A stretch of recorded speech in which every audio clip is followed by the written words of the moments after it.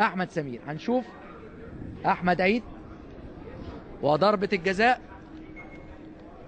هل في ضربات جزاء في الملاعب الاخرى؟ احمد عيد وتيجي في القايم وتخش.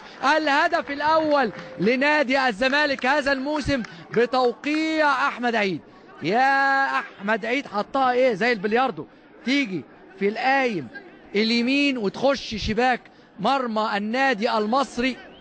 وكأن احمد عيد بيقول للكرة بقى يا شيخ اخشي. الشناوي مش سامح باي حاجه تعدي، ما كانش فيه حل الا ضربه ثابته، وضربه ثابته بتوقيع احمد عيد يفتتح بها التسجيل لنادي الزمالك، ليس فقط في هذا اللقاء ولكن في هذا الموسم.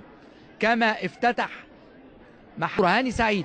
هاني سعيد عملها حلوه جدا، وثلاثه 2 على 2 2 على 2 وحلوه. والهدف الثاني الله احمد علي. يا بينشن بالنبله، بينشنها بالنبله احمد علي، وجول تاني جميل جدا. يا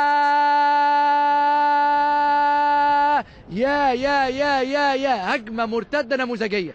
2 على 2 2 على 2. لكن البدايه منين؟